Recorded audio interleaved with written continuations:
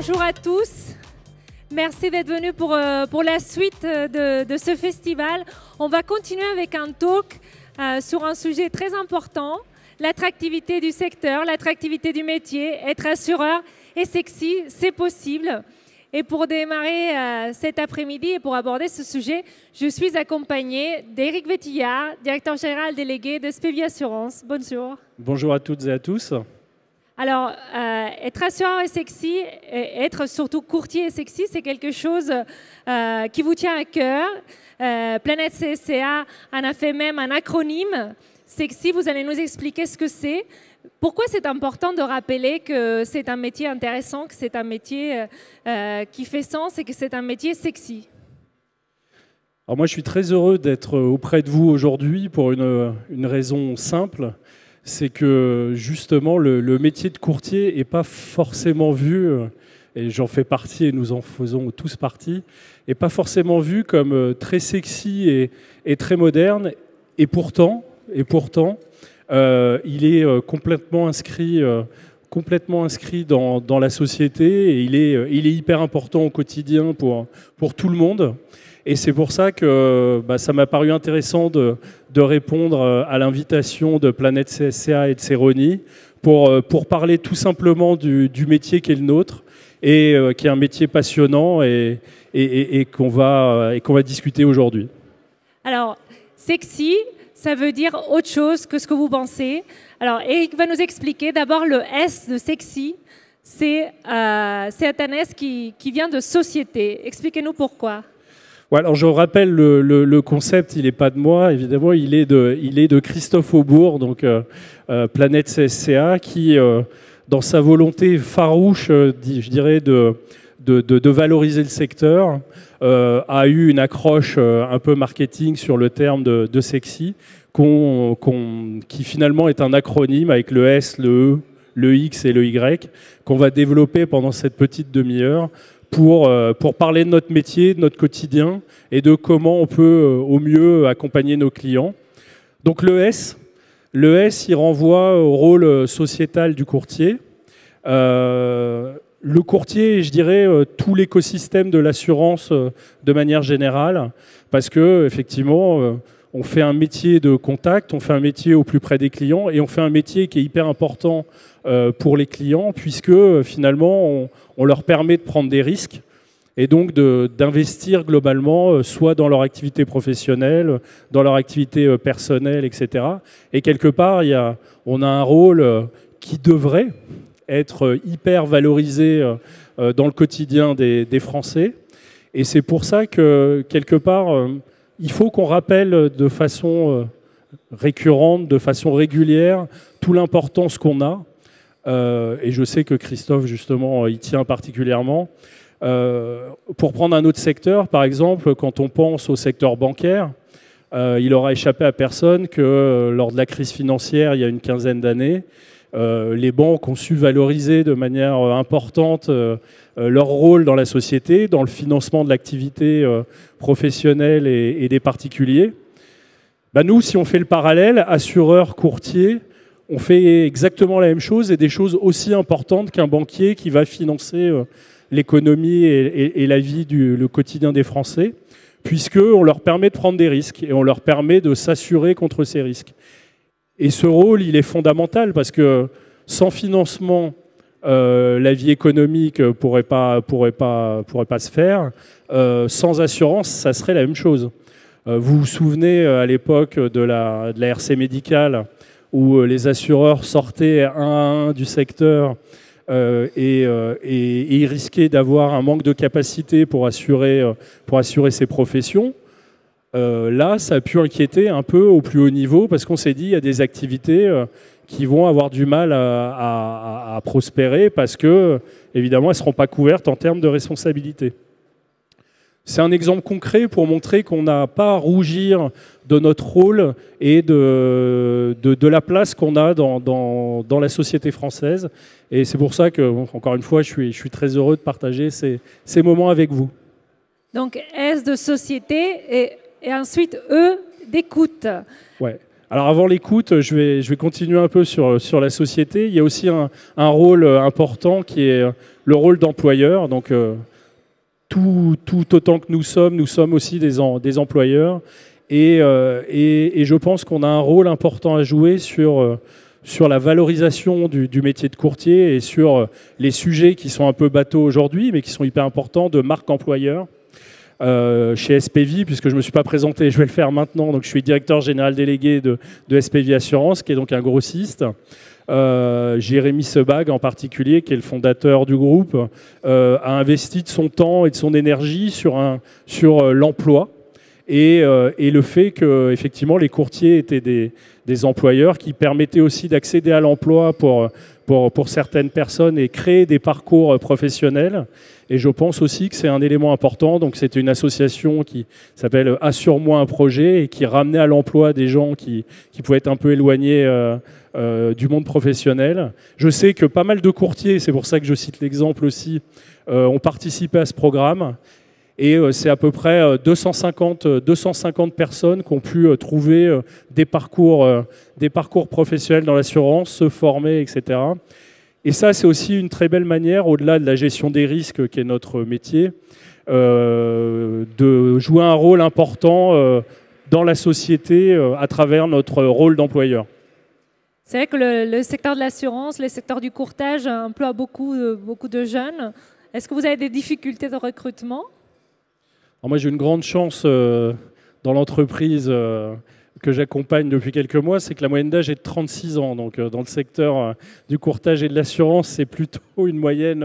Alors, je ne l'améliore pas, hein, je suis désolé, mais en tout cas, c'est plutôt une bonne moyenne. Et je pense qu'on en parlera dans la suite du talk sur nos métiers et ce qu'on peut proposer à nos clients. Mais je pense que nos métiers en tant que courtier sont très orientés sur des technos, sur des parcours, sur des usages qui aujourd'hui sont très en lien avec ce que connaissent les jeunes générations et qu'avec l'intérêt, on va dire, de notre secteur en termes de solidité, on va dire, de rassurance, on va dire, pour des parcours professionnels, plus l'aspect modernisation, on va dire, du secteur à travers on peut le dire, hein, le rattrapage qui s'opère par rapport à d'autres secteurs, je pense qu'effectivement, ça peut aussi être un bon levier pour des parcours pour les jeunes. Donc nous, on y contribue modestement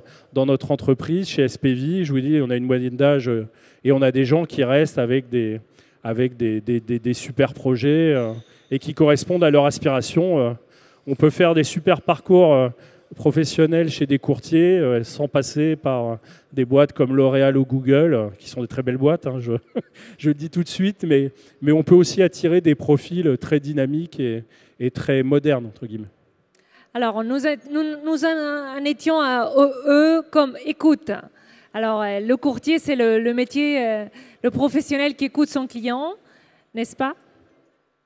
Oui, donc l'écoute, je dirais que ça passe forcément au début par l'écoute, puisque, enfin, là, pour le coup, tout le monde dans la salle ne le découvrira pas. La découverte des besoins du client, ça fait partie même ça fait partie de notre ADN, mais ça fait partie même de nos sujets, j'allais dire, presque réglementaires et d'obligations légales, parce qu'effectivement, il faut qu'on réponde au plus près des besoins des clients. Alors après, encore une fois, on a un métier qui est très riche. Quand on va de l'IARD à l'assurance de personnes, l'épargne, c'est très complexe. C'est très complexe aussi par la nature des évolutions réglementaires. Et donc, c'est un métier où il y a besoin de beaucoup se former. D'ailleurs, c'est maintenant inscrit dans la réglementation avec les 15 heures. Mais quelque part, je pense que c'est une bonne chose. Alors, ça peut être parfois une contrainte à titre individuel, parce que évidemment, c'est lourd, ça prend du temps. On a toujours plus de temps à passer auprès de ses clients et de ses dossiers. Mais je pense que c'est une bonne chose parce que, quelque part, ça nous permet d'être toujours au plus près de la réalité des risques, de la réalité de nos clients. Et c'est hyper important. Nous, en tant que grossiste, on organise régulièrement des webinars. On s'est lancé sur l'épargne retraite avec des belles offres. Donc, on a fait des webinars de formation sur le sujet. Je pense qu'il faut profiter de ces moments aussi pour effectivement monter en compétences et garder effectivement notre capacité de conseil, d'écoute auprès des clients et de répondre au plus près de leurs besoins, parce que c'est fondamentalement notre rôle. C'est un métier de contact aussi. Vous êtes aussi en contact avec l'assureur, intermédiaire entre l'assureur et le client. C'est pas toujours simple comme relation. Alors moi, je suis un ancien assureur, donc c'est d'autant plus. Je connais d'autant plus le sujet, mais encore une fois, je pense que. Enfin, l'un va pas sans l'autre. Jérémy et Cédric, les fondateurs de SPV, le disent souvent, c'est que de toute façon, un grossiste, un courtier, s'il n'y a pas de porteur de risque, même s'il nous agace un peu parfois, désolé pour ceux qui sont dans l'auditoire, mais j'en ai fait partie très largement et très longtemps, donc il n'y a pas de sujet. On sait que les relations sont parfois un peu compliquées parce que, encore une fois, quand on a son client en face de soi et qu'on doit répondre justement au plus près de son besoin et d'être dans l'écoute, on a forcément envie d'être au mieux de ce qu'on pourrait lui proposer. Après, celui qui assure quelque part, j'allais dire, toute la profondeur économique du système et toute la solvabilité du système, c'est quand même l'assureur. Donc, d'ailleurs, c'est son rôle fondamental. Le rôle fondamental de l'assureur, c'est d'assurer la solvabilité et la couverture des risques. Parce que nous, on promet des solutions qui vont permettre à nos clients de couvrir leurs risques, quels qu'ils soient. Mais in fine, celui qui assure la solvabilité du dispositif et qui est contrôlé pour ça d'ailleurs, c'est l'assureur. Donc on a la chance d'être dans un pays où le système, même s'il est très contraignant pour tout le monde, est relativement stable. Et la stabilité, on le sait, c'est quand même un des facteurs de développement de l'économie. Et quelque part, les assureurs qui sont nos partenaires, même si ça arrive qu'on ait des moments compliqués, sont fondamentaux dans la relation tripartite que tu évoquais. Donc en effet, je pense que même s'il y a des moments difficiles, la logique de partenariat qui existe entre les assureurs et les courtiers, elle est fondamentale dans la durée. Parce que quand on regarde, moi je suis un ancien du monde de l'assurance et du courtage, donc quand on regarde les partenariats qui marchent dans la durée, c'est des partenariats où on arrive à passer les étapes ensemble et où, pour l'intérêt des clients, on arrive à trouver les meilleures solutions à court et moyen terme. Le courtier trouve toujours des solutions. Alors, Très souvent. X comme expertise ou expérience client. Alors, est-ce que le courtier est un facilitateur ? Alors, il est évidemment facilitateur par son expertise. C'est ce qu'on évoquait juste avant. Son expertise qui est multimétier, hein, encore une fois, entre de l'IRD d'entreprise et de l'épargne ou de la cyber, comme on a pu l'évoquer ce matin dans le cadre du salon. C'est des risques qui n'ont rien à voir, qui sont très complexes, donc qui nécessitent évidemment des sujets de formation. Mais pas que, parce qu'en fait, on a aussi une nécessité d'avoir des parcours et des expériences clients qui soient en lien avec les usages modernes. Bon, faut se le dire, c'est vrai que dans l'assurance, on n'est pas forcément très en avance sur les usages, les parcours digitaux, etc. Et c'est d'ailleurs tout l'intérêt pour les courtiers d'être dans les premiers à s'adapter quelque part à ces nouveaux usages. J'en vois quelques-uns dans la salle, mais quand je vois des jeunes collaborateurs de SPV, je leur explique qu'il y a 25 ans, quand je sortis de mon école d'actuariat, j'ai cherché du boulot. Je suis allé physiquement dans la maison de l'actuariat pour faire une photocopie des annonces d'emploi et faire ma petite lettre de motivation à la main et envoyer mon CV photocopié dans une belle enveloppe à l'ensemble des employeurs potentiels que j'avais ciblés. Donc quand je leur raconte ça, ils me regardent en se disant « Putain, mais c'est un truc de malade, ton truc. » Ouais, pas loin, c'est ça. Sauf qu'en fait, non mais là ça fait sourire, et ça les fait sourire, mais c'est ce qu'on fait souvent vivre à nos clients en fait. Enfin, regardez ce qu'on fait de temps en temps dans les parcours assurantiels vis-à-vis de nos clients, c'est ce qu'on fait en fait.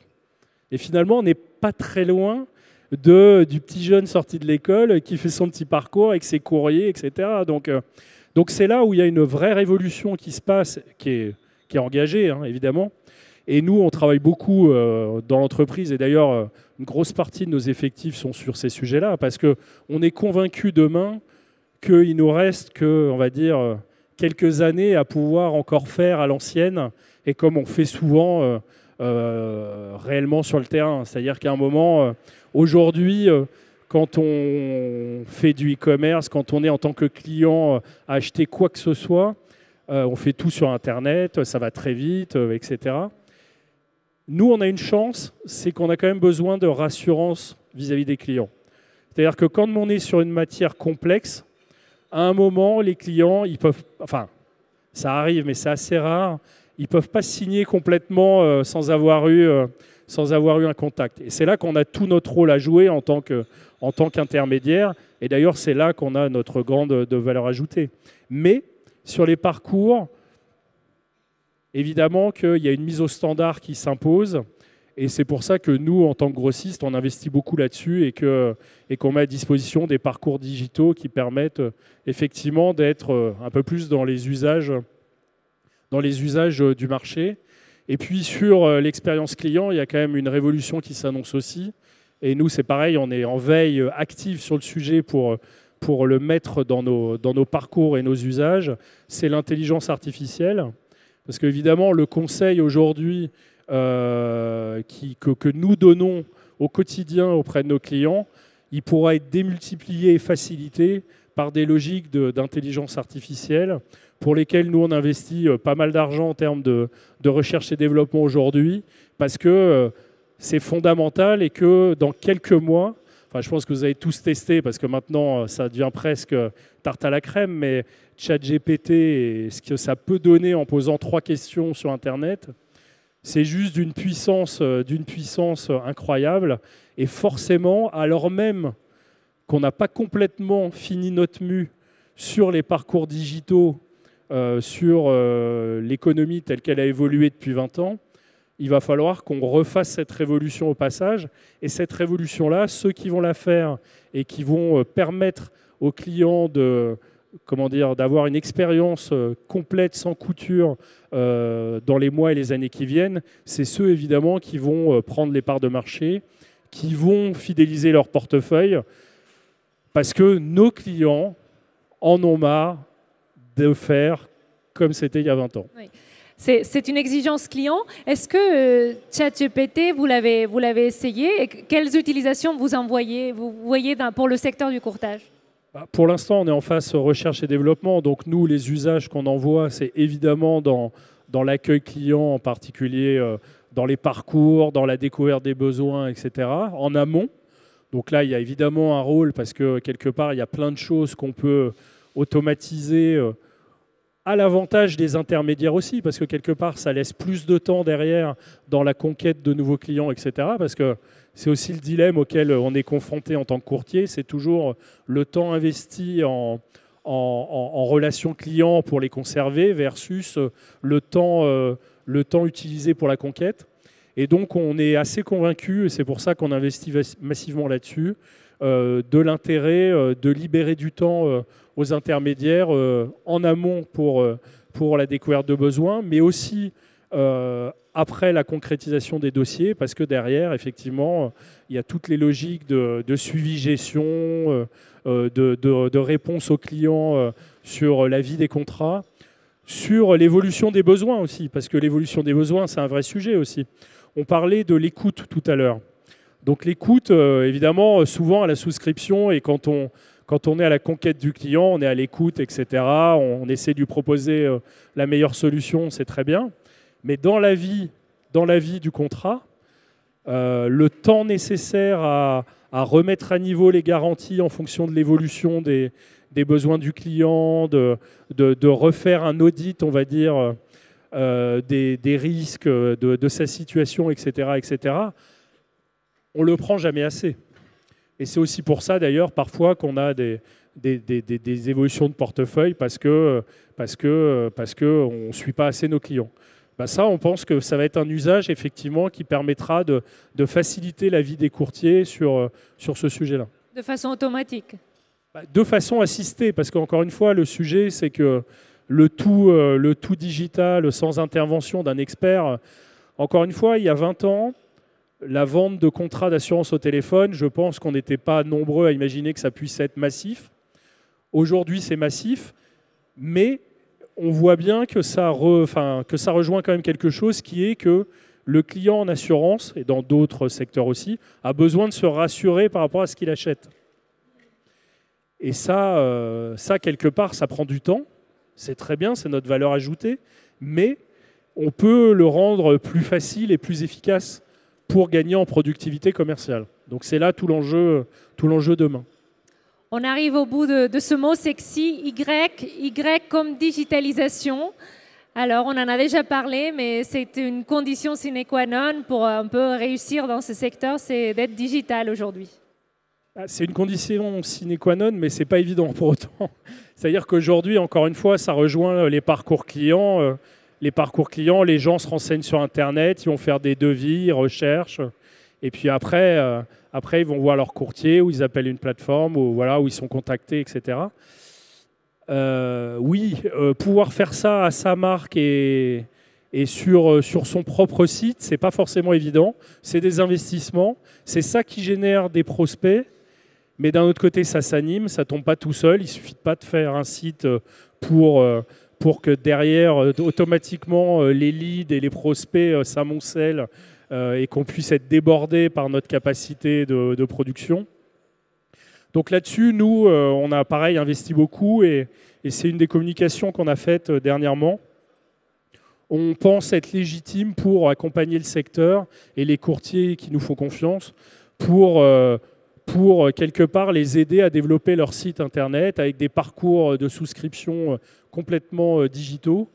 Parce qu'aujourd'hui, encore une fois, les clients, même s'ils aiment bien leur courtier, qui a une super relation et qu'ils ont confiance en eux parce que c'est du tissu local, c'est de la proximité, etc. Il y a des usages qui ont complètement changé et en tant que client, on le sait tous, et qui font que c'est quelque chose qui va être, on va dire, discriminant à l'avenir sur la réussite de chacun des acteurs dans le modèle de distribution de l'assurance en France. Donc nous, notre sujet, c'est qu'on investit beaucoup là-dessus et on a envie que ces développements profitent à tous dans le cadre de partenariats qui permettent à chacun de passer un cap sur la gestion d'un site, la génération des leads, parce que ça c'est pareil, hein, le SEO, SIA, vous regardez un peu de littérature là-dessus, ça a l'air très simple et ça marche bien. Sauf qu'en fait il faut de l'expertise, il faut pouvoir l'animer au quotidien. Et tout ça fait qu'effectivement, il faut être accompagné et pouvoir investir sur le sujet. Donc, si j'ai bien compris, pour être un courtier sexy, il faut être un acteur social de la société, il faut être à l'écoute, il faut avoir une bonne expérience client et être digital. Ben voilà, c'était un concept qu'a brillamment exposé le directeur général de Planète CSA. Et je trouvais que c'était une bonne approche parce qu'encore une fois, au-delà du ton que ça peut mettre, ça nous engage effectivement sur un chemin qui va être encore un peu compliqué, mais où je pense qu'on va acquérir définitivement, même si on les a déjà évidemment, on est tous inscrits dans le tissu économique français, mais on va acquérir définitivement nos lettres de noblesse dans les parcours qu'on propose à nos clients et les solutions qu'on leur propose. Merci beaucoup Eric. Merci Mariona. Vous pouvez l'applaudir. Merci à tous.